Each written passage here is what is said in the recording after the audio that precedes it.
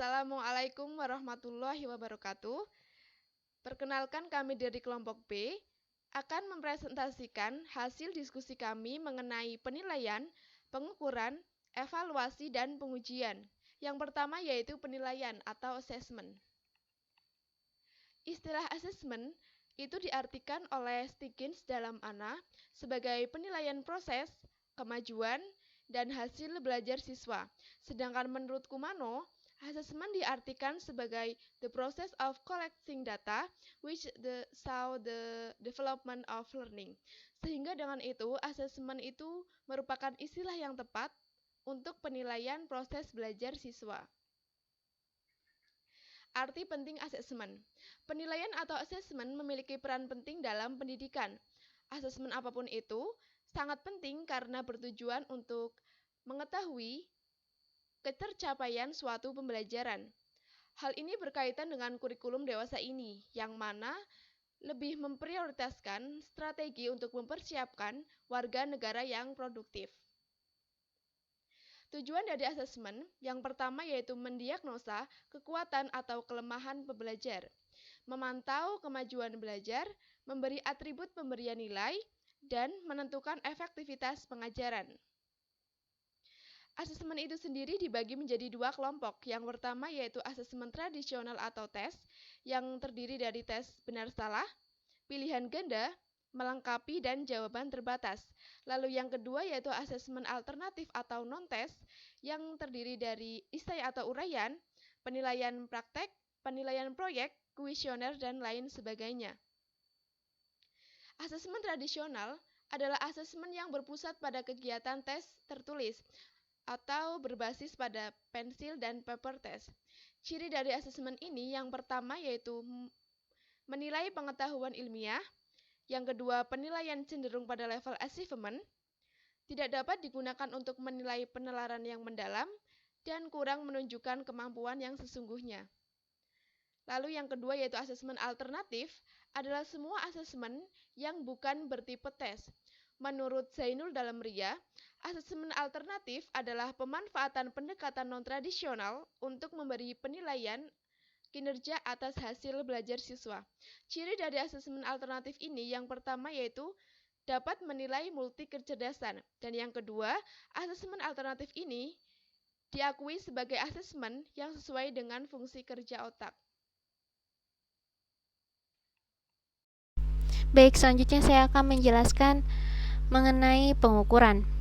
Pengukuran atau measurement disebut juga dengan pengamatan atau observasi. Menurut Bisma Murti, pengukuran adalah prosedur menentukan kualitas atau kuantitas dari karakteristik subjek penelitian yang disebut dengan variabel. Dari pengertian ini dapat kita ketahui bahwa ketika kita membicarakan mengenai pengukuran, kita tidak bisa lepas dari yang namanya variabel. Hal ini juga dinyatakan oleh Jahja Murti melalui jurnalnya yang mengatakan bahwa pembahasan mengenai pengukuran tak dapat dipisahkan dari konsep tentang variabel, yaitu sesuatu yang bervariasi dari satu kasus ke kasus lainnya. Pada dasarnya, sesuatu dapat bervariasi hanya dengan dua cara, yaitu bervariasi menurut jenis atau kategorisasinya dan bervariasi menurut besaran magnitudenya. Menurut David Priyosusilo, pengukuran atau measurement itu adalah proses penetapan angka dengan cara yang sistematik untuk menyatakan terhadap keadaan individu atau mendeskripsikan performance peserta didik. Nah, terdapat dua hal yang dapat kita lakukan dalam melakukan pengukuran. Yang pertama yaitu hal yang berhubungan dengan tindakan operasional, yaitu mengubah variabel menjadi indikator atau indikator-indikator. Yang kedua yaitu berhubungan dengan penentuan kategori respon terhadap indikator atau indikator-indikator dari variabel yang sesuai dengan skala pengukuran. Nah, pengukuran dapat dikatakan valid jika pengukuran dari alat ukur yang dibuat dengan metodologi pengukuran yang tepat dan implementasi pengukuran yang tepat pula. Jika implementasi pengukuran benar tetapi alat ukur tidak benar, maka hasil pengukuran juga tidak benar, menghasilkan kesalahan pengukuran yang disebut dengan measurement bias atau measurement error. Selanjutnya akan dijelaskan oleh teman saya. Baiklah, pada kesempatan kali ini saya akan melanjutkan menjelaskan terkait dengan evaluasi. Michelle Scriven mencatat hampir 60 istilah yang digunakan para ahli untuk menjelaskan pengertian evaluasi. Istilah tersebut diantaranya ada mengembangkan, kemudian menilai, kemudian memperbaiki, dan sebagainya. Di sini saya mengambil pengertian evaluasi itu menurut Arianti dan kawan-kawan, yang mana evaluasi merupakan salah satu alat yang dapat digunakan untuk membantu perencanaan, perbaikan, dan pengembangan, serta penyempurnaan suatu kegiatan. Kegiatan evaluasi itu didahului oleh penilaian dan pengukuran. Satu hal yang mencirikan evaluasi ialah bahwa proses ini diakhiri dengan pengambilan keputusan. Pengambilan keputusan ini dapat berupa perbaikan terhadap suatu program atau pengembangan terhadap suatu program atau yang lainnya. Kegiatan penilaian dalam evaluasi program tidak hanya dilaksanakan pada akhir kegiatan program, tetapi sebaiknya dilakukan sejak awal, yaitu sejak penyusunan rancangan program, kemudian pelaksanaan program, dan hasil dari program tersebut. Tujuan evaluasi sendiri itu dikemukakan oleh Sudarsono, yang mana beliau mengutip dari Brooks. Tujuannya yaitu untuk mengetahui ketercapaian suatu program dengan membandingkan tujuan program. Yang selanjutnya untuk mengetahui pengaruh relatif variabel-variabel kunci dari suatu program yang dievaluasi. Kemudian yang terakhir itu untuk mengetahui peran program bila dibandingkan dengan variabel eksternal.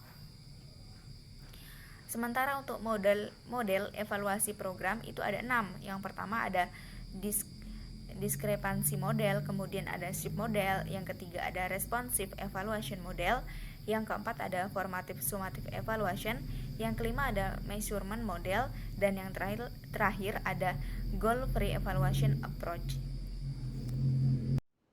Baik, di sini saya akan melanjutkan mengenai presentasi dari kelompok kami, yaitu mengenai pengujian atau testing.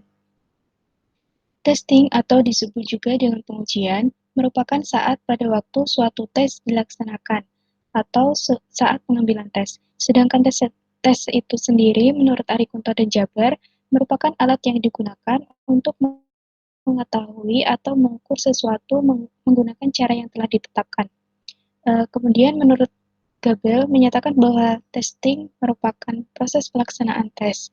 Dalam pembelajaran di kelas, proses pengujian atau testing biasanya bermula dengan peringkat persediaan, kemudian diikuti pelaksanaan ujian, dan berakhir dengan pemeriksaan skrip jawaban siswa. Melalui pengujian ini, seseorang guru dapat mengetahui siswanya telah menguasai pengetahuan, kemahiran, atau sikap yang akan disampaikan oleh guru. Kemudian, ada persamaan testing dan asesmen. Menurut Mahmudi Sahrebabaki mengungkapkan bahwa testing dan asesmen memiliki karakteristik utama yang sama, yaitu yang pertama bersifat sistematis, yang kedua bersifat empiris, yang ketiga sesuai dengan eksplisit metodologi, yang keempat merupakan alat untuk pengukuran kuantitatif. Kemudian, untuk hubungan asesmen, evaluation, measurement, dan testing dapat dilihat pada gambar yang terdapat pada tampilan PowerPoint tersebut. Pada gambar tersebut dapat disimpulkan bahwa testing, measurement, dan assessment merupakan bagian dari evaluation. Maka ketika kita membahas mengenai evaluation, maka di dalamnya sudah terdapat mengenai testing, measurement, dan assessment. Kemudian untuk daftar pustaka yang saya ambil dapat dilihat pada tampilan tersebut. Sekian presentasi dari kelompok kami. Kurang lebihnya mohon maaf. Wassalamualaikum warahmatullahi wabarakatuh.